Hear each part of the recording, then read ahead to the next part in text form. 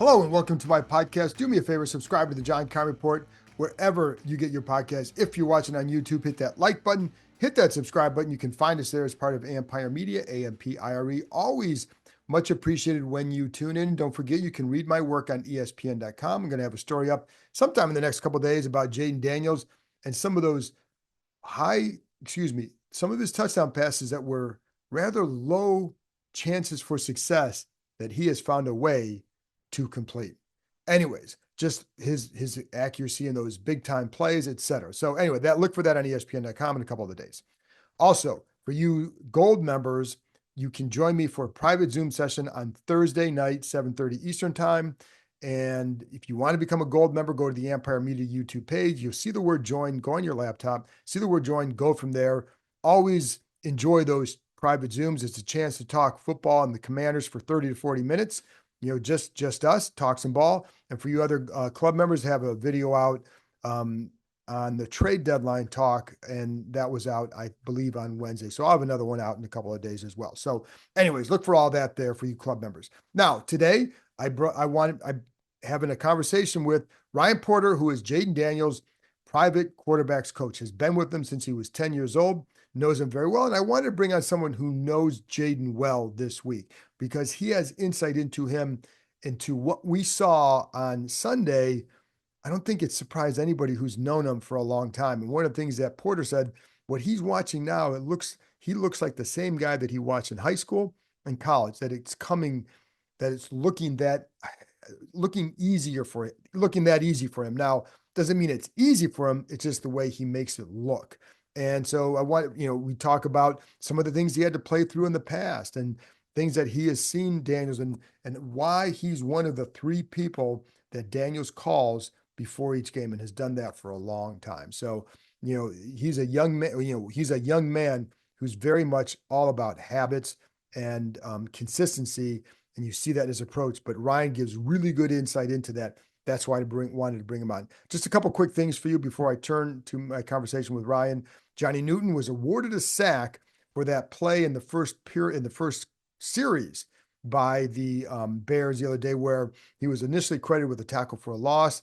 The NFL, the team went to the league, asked him to reconsider. They changed it to a sack. So I believe the reason why it was not initially a sack is it looked like it was Caleb Williams initially was looking like he's going to throw a backwards pass, which would be considered a run.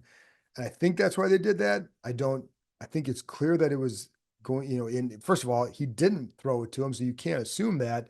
And so I think you should have awarded him a sack right away. Anyways, he finally got one. First sack, feels pretty good. And Jayden Daniels, by the way, was limited in practice. I think the rib issue is something they're going to keep monitoring.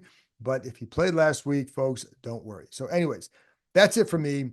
Here's my conversation with Ryan Porter, Jayden Daniels, private quarterbacks coach. All right, Ryan. Well, I got to start with you've known Jayden a long time. I'm going to guess you weren't surprised by what he did Sunday. Yeah, not one bit. I've been seeing this for a long time. They're just a different color helmet, different jersey. Um, yeah, I've been watching this for a while now. What in when did you know he was different? And it just that he might be more of a special kind of player.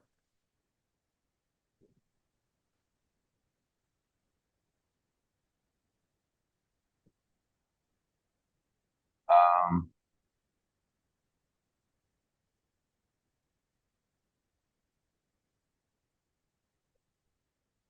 like this, when they start training, like yeah, when he's 11 years old and you're like, oh, it's going to be the next Heisman Trophy winner, right? Or it's going to be a first round pick. The kid's very, he's coordinated, very athletic, and he's good. Um, but I think the honest answer for me is his junior season in high school when the consistency of big game after big game after having success, big moment after big moment, and it just happened week after week after week after week after week after week after week. That's when I knew. I was like, yeah, this is different. Like I don't think we're going to see something like this come along for another 10, 15 years. Right? It was just crazy, right? Like you just never saw the ball hit the ground. Very rarely, you just don't see him miss. it takes a lot of mental toughness to do what he has did in that game. Like, because rib injury is no joke for a quarterback. When did you what's your experience with that mental toughness of his? When did that really stand out to you? Goes back to the foundation that was, built at a very young age, right? From mentally and physically, right? The fundamental foundation laid in place, but more importantly, what his dad created. His dad helping him understand that you're going to have to operate within a chaotic situation at all times. You're going to have to play through pain. You're going to have to play through negativity. You're going to have to, this is going to be your world now. And just to help him understand that and put him in constant situations to do that, you know, at a very, very, very, very, very, very young age. How would you Um, see it? Like what things would would you have to test him on that to see, or how would he handle things that told you he's mentally tough?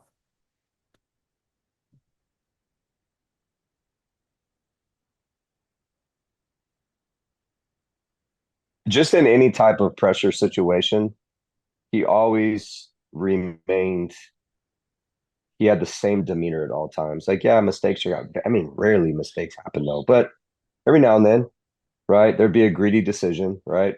Very rare. Or, a turnover would happen, or just something wasn't going right with the offense. And he just always, whether he threw a touchdown pass or there was a fumble on the play, he always came to the sideline with the same positive reaction, encouraging his teammates. It never changed. Um, Even if he was asked to do something over again in drill work, right? It never, like, you see some kids at a young age that are kind of spoiled, entitled, and they don't really want to be out there like again, you know what I mean? Like if you told Jayden run 10 laps, he would just look at you and go, mm-hmm. It wouldn't be like, I just ran 10. He would just, okay, I'll run 10 more. Like no questions asked. So I think that kind of stuff. And the physical toughness, because again, you got to play through some stuff. So when did you see that really kind of show up? I remember his dad shared with me his sophomore year in high school some of the injuries that he endured, which was like I think an ankle, pinky, a thumb on his throwing hand, and he didn't statistically have probably the best year. And if you're comparing it to Jayden Daniels' statistic years, like in high school, throwing 62 touchdown passes back to back seasons. I mean, he threw 124 touchdown passes in 2 years, his junior season, and senior season. That's kind of crazy to think that, right? So he had gaudy numbers as a junior and senior, and I think he just kind of had an average statistical for Jayden numbers, right, his sophomore season. But a lot of people don't take in consideration like he had to wear a glove, right? He had a broken thumb and pinky. He had some type of like hairline fracture, like a severely high ankle sprain. He played through it. He didn't take one game off. Um, and that's He had a Jayden. high ankle sprain and he didn't start. No, the Jayden I know has never missed a high school game. And like, how do you throw if you have a broken pinky in a thumb? Like, how do you throw the ball? You figure it out. You figure it out. You're the master of improvising, right? So you figure it out. And I think that's what you're watching right now. You're watching the kid figure it out in all situations, in all circumstances given to him, right? The special ones do, you know. The average ones, they have excuses of why they can't, right? And there is none of that for Jayden. It's like, all right, I only got 4 fingers, or 3 fingers, I'll figure it out. When All you right, I got watch 4 fingers, no thumb. Yeah. when you watch him now, what do you think? Um, it looks the same to me. It looks exactly like it did when he was young, playing against the kids in Pop Warner.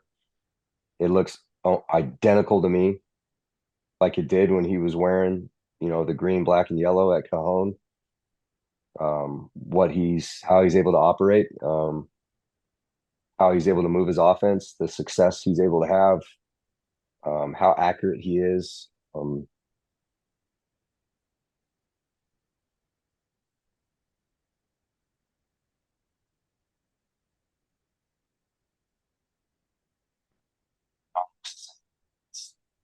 crazy to say that, and it's no disrespect to the game, but it looks like I'm watching the same kid who's going out there and just crushing it. Why do you think it's like that for him? I think a lot of it has to do with the preparation, the consistent routine that he's established, right? And the preparation that he puts in on, Monday, Tuesday, Wednesday, Thursday, Friday, before the game. I don't think that that's talked about enough, right? For all quarterbacks. I think it's, you know, the the mental toughness, the upbringing from his father, and then the foundational training that's been put in place when he was a young kid. You know what I mean? He's been able to lean on that. Jayden's just had so many. He's taken advantage of, and just for whatever reason, it's just he has this aura about him. Just good people have followed him in his life. Like when we even talk about like what a perfect situation, the Commanders situation for him. Front office, ownership, head coach, offensive coordinator, right? Position coach, coaches, to the leadership, right, of the veterans, Bobby Wagner and Eckler and Ertz, and then even let's not forget the biggest piece of this, in my opinion, is Mariota.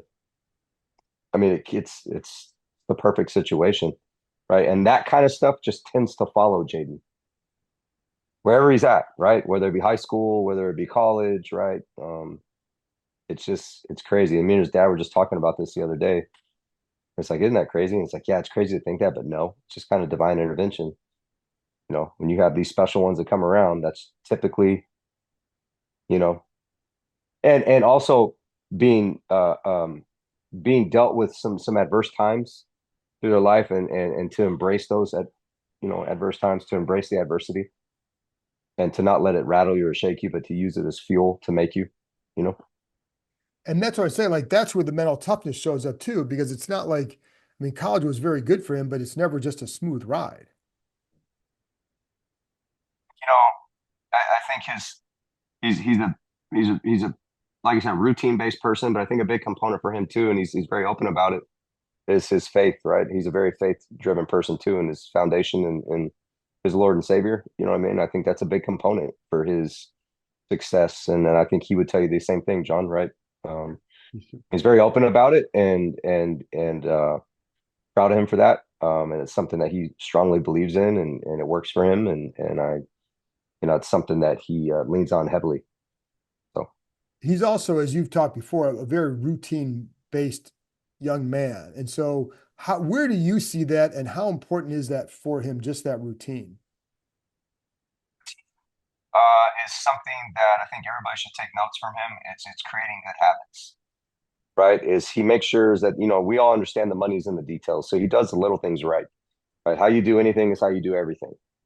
Right, from how you put on your shoes every day, how you make your bed, right, the time spent brushing your teeth, right, your hygiene. I mean, everything. And he's very intentional about everything that he does. And his dad has instilled that in him at a very, very young age, right? Especially from the sports aspect and from the mental toughness side of things too. I think so. When you've been taught to create good habits at a very young age, and I think it's also an athlete thing, right? It's kind of a superstition, if you want to call it, but you follow that routine and you don't break routine, right?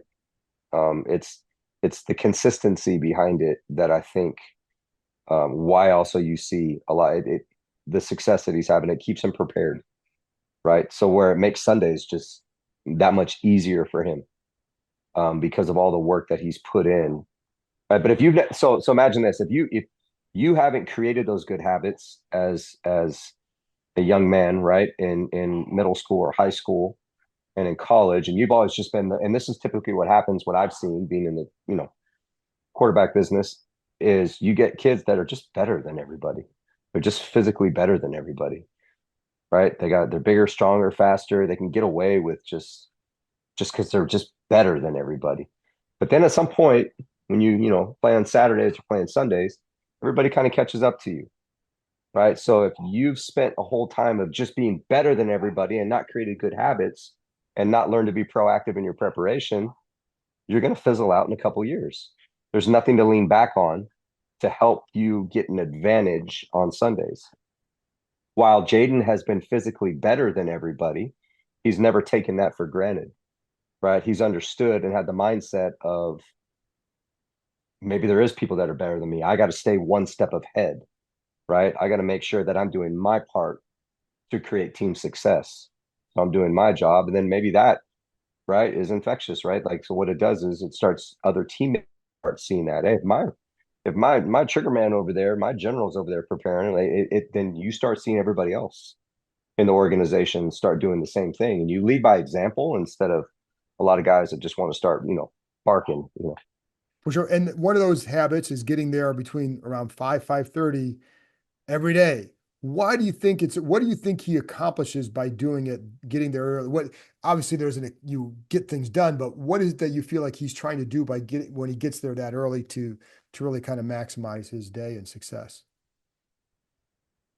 right? And it's how you start your day off, right? So it's kind of less distractions, right? I think somebody that wakes up earlier to get their work done, right? Everybody else is still asleep, right? And if you're the starting quarterback and excuse me, the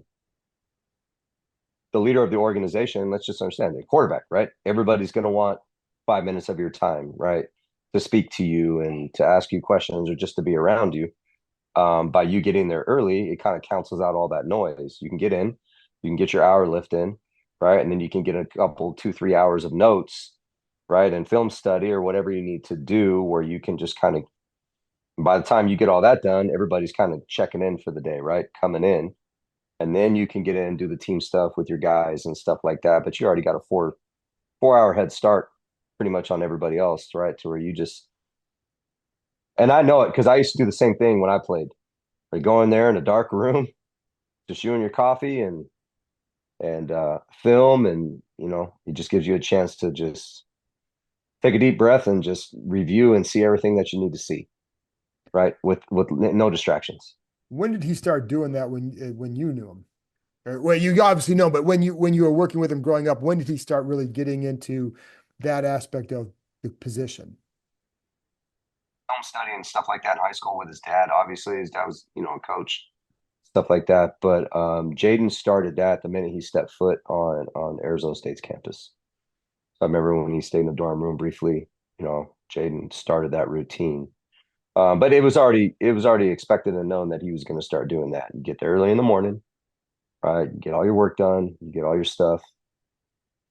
So yeah, I'd say college is when you started seeing that. I mean, obviously you couldn't really do that in high school. Now he'd come in and watch film with Coach Rogers, and obviously watch film, a ton of film with his dad. But it's a little bit different, right? In high school, I mean, your school hours, block scheduling Right. doesn't permit you to do that kind of stuff. But yeah, And then when you watch him now, like the mechanics of the position, what do you see how much of what you guys worked together, what he worked on when he was younger, are you seeing now on the field? it's one of the most beautiful things I've, I've ever seen, I've ever witnessed, right? And I'm not just saying that because um, I've worked with him for such a long time, but I think if you like really dive into what like Tony Romo and especially Troy Aikman talks about the fundamental aspect of things, there's this big debate going around in QB about the air raid offense and how it's impossible to operate in the shotgun from rhythm and timing. I think if people just kind of close their mouths and watch, you're watching it, he's from a fundamental standpoint, you're watching him take multiple 5 steps, you're watching him take multiple 3 steps, you're watching him take, a 7 step out of shotgun, and he's able to time up all of his route concepts and individual routes where he wants to throw, from a rhythm and timing aspect, from his footwork and from his drops. And it's like, man, it's poetry in motion. Like that is crazy to watch, but like we've seen it done before. And I think in this shotgun era, you know, I've heard, multiple QB QB guys, I guess you would call them on, NFL Network, ESPN, say like, everybody's just taking a 3-step or taking a one slide. And yeah, but if you're watching 5 out there, nah, you're watching him throw. He's literally tying every concept in with his footwork. Um, and you don't see that now much with the shotgun era. What You advantage don't does that see. give him? Oh man, he's always going to be on time, right? He's going to be able to throw catchable balls. He's going to be able to throw. He's not going to give indicators to the defense of when he's throwing. Um, defense is studying him, right? So he's creating confidence not only for his as an offensive unit, but now he's creating unconscious confidence for his unit up front. Which has been instilled in him at a very young age. He's getting the ball out with on time. Um, it's I could speak I could speak about this for hours, just being a QB nerd and stuff. But like I'm literally watching the game. My wife and my kids will be down there. I'm like, up rhythm 5, up flash 5, all right, up arena drop, which we call the old 3-step with no cross. And like his dad will send me, you know, there's so many people that are breaking down all this film now, and they're trying to critique this of him. You can't critique what you don't know, just like you can't teach what you don't know, right? And they're seeing this young kid go in there and take these old school, you know, 1990 style drops in a shotgun era. It's wild, man. It's crazy to watch. And I talk about it with him every Sunday. And I was like, I see you, and he's like, yeah, you know it. I say, I see you taking all these multiple drops. You'll see him take 6, 7, 8, 9, 10 different drops in one game. Right, the speed of Really? the drop in his transition, it's crazy. It's beautiful to watch, and it's intentional. And how does that lead to for his accuracy and everything? How much does that help that? I always say, what your feet do, your arm does. Right, your eyes control your feet control your arm.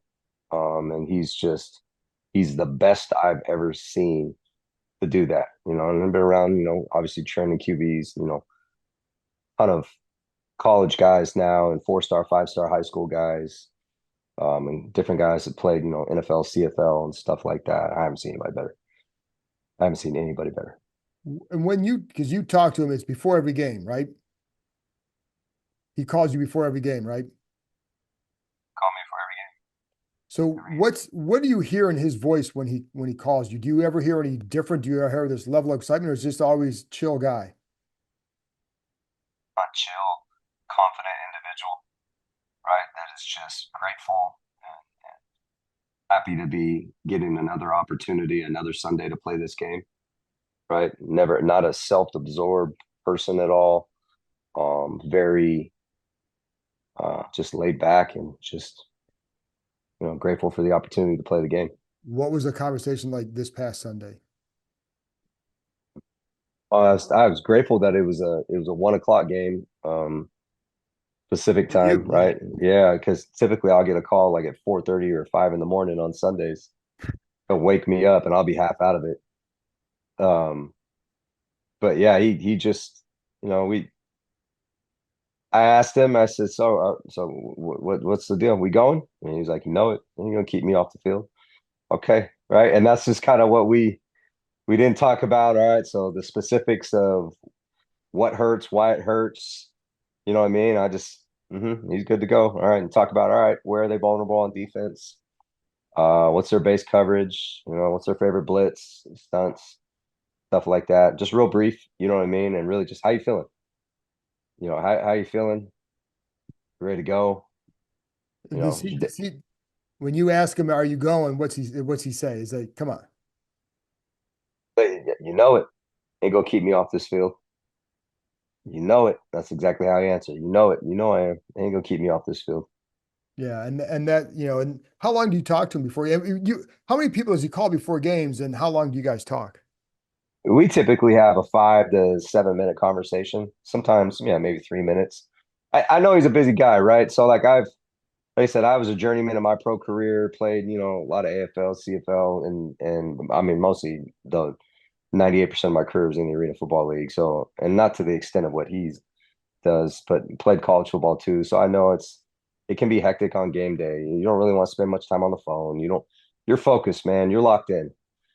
You know what I mean? So I don't want to be one of those mentors and coaches in his life that just wants to keep him on the phone and, very brief. Um, but I know he talks to his dad. That's the last phone call he makes, and I know he talks to his cousin. Those are the three people. And he did like this Powerade commercial. He was at LSU. I'll send it to you, and it talks about the three people specifically. Hmm. He talks to and talks about the music that he listens to. It talks about his routine a little bit. Okay, yeah, You that. know? I mean, he like you said, he's a big routine guy, and the Mhm. last thing too is I know he's also a guy that likes to talk a little trash. It seems when you're around in the locker room, he loves razzing with Bobby Wagner, and I know there's guys in the PR staff. There are guys in the PR staff that he would heckle for being Mets fans. Like he likes to do that stuff. So, what's it like with you? What's it like with others? You call me or we talk, or it just be a barrage of text messages, and it's just a roast fest. You know what I mean? Like and if you didn't know us and you're like, listening into the conversation or reading the text, you're like, oh my God. Like, don't let a picture pop up on social media. I grew out this mustache at one point, and I got probably a text message every day with a screenshot about how ugly I am and like, but that's Jayden, right? Like, but that just I think it's a guy's thing, right? I think it's For more sure. just yeah, he just lets you know how much he loves you, and we poke fun at each other, like, but you better bring your A game around him too. You better bring your A game. Because it's the same way. That's how me and his dads have conversations and whatever. I don't, has he changed at all since you've known him? No, I mean, maybe his bank account, you I know? think that's a little bit different. Yeah. Yeah, no, he's more busy. You know what I mean? He's busy, and I know his time is a little bit more precious now than it used to be. But other than that, no, I wouldn't say other than time. You know what I mean? I think other than time, he used to have more time, but now I can only imagine. And he's already a really private kid, but demeanor's still the same. Um, same, it's the same productive kid that you watched in Pop Warner. Ryan, listen, man, I appreciate your time. And for people listening, you should know that we had actually taped something and my computer battery died right before we were Yeah. wrapping up. So Ryan was gracious enough to retape this, and I really appreciate that. So I appreciate coming on. I enjoyed the insight into somewhere that I think a lot of people are really enjoying watching, of course, and getting to know, but also just like he's a fun player to watch, man. And like you said, this is what you've been watching for a long time. John, it looks just like it did in high school. It looks like it did in college. I think a superstar is born. I said it. I said it in. I said it when he was at Arizona State, and I'm gonna say it again. I truly believe it. And I said it when he was in college. I think you're witnessing a future Heisman Trophy winner, first round pick, and I think 100% you guys are witnessing a future NFL MVP and a Super Bowl champion. I think you guys got a generational talent, and I'm excited for all you Commander fans. And not only do you have a special quarterback, he's an amazing human being with a huge heart, and you guys got a good one, and I'm happy for everybody. Ryan, I appreciate the time, man. Thank you very much. Thanks, John.